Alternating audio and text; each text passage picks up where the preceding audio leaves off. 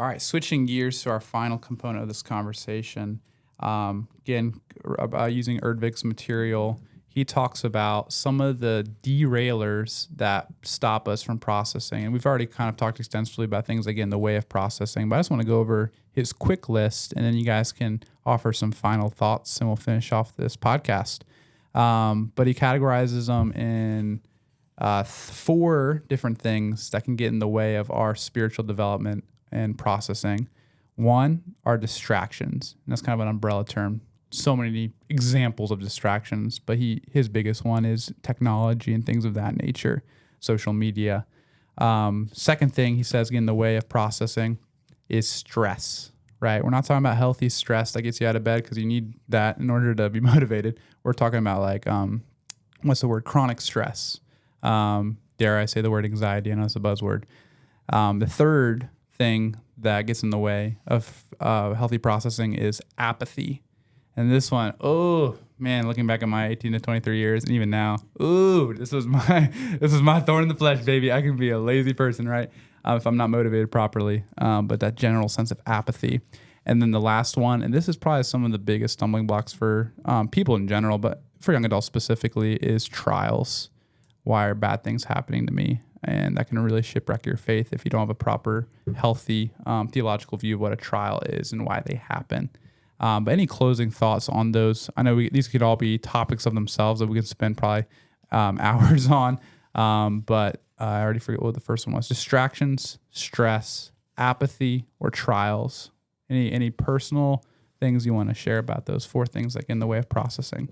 The apathy you brought up and exactly your explanation on it kind of is exactly where I felt too for all my young adult years was I really didn't have I didn't notice or I didn't want to acknowledge the desire I had in my heart to do these things. I kind of just put that away and set it aside and just didn't feel like it was important enough for me.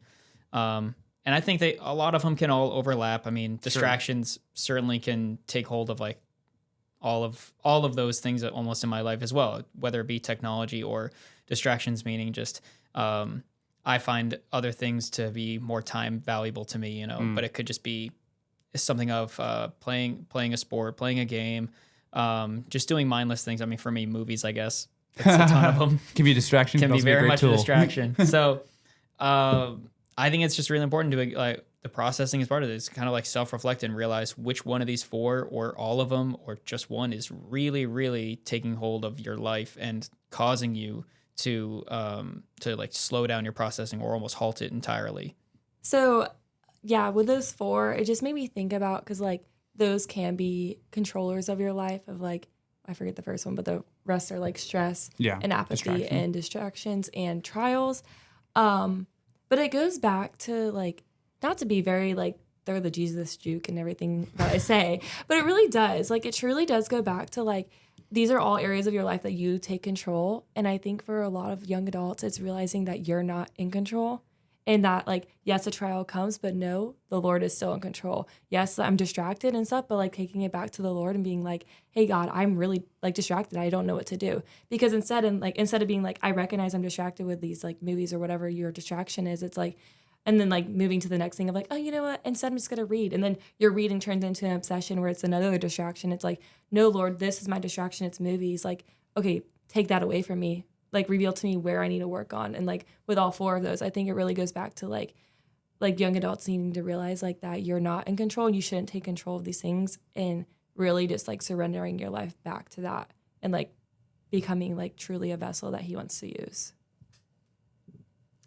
Yeah. I think on that list, I'm not surprised that trials is listed on there as a reason why a lot of people might avoid processing. But I would just encourage anyone listening, like that last topic of trials, that's definitely an area just to try to fight in as far as seeking to process trials that you may be going through.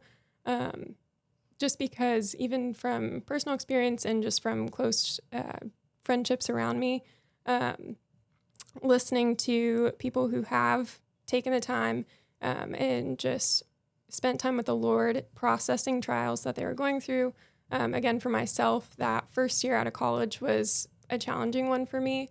And I did experience trials through that. But if you do take the time to process, I think it's one of the most rewarding things that does set you up later in life for many things ahead, just because you do get to experience a sweet closeness with the Lord and just receive wisdom and strength that is something so vital for the rest of your life. So I would say out of all those, all of them are easily just things that can lead you astray from processing, but especially trials, just because the Bible does encourage us to rejoice in our suffering. So in order to rejoice, I think you just need to take the time to really think about maybe the things that you're experiencing that are difficult and just hand them over to the Lord.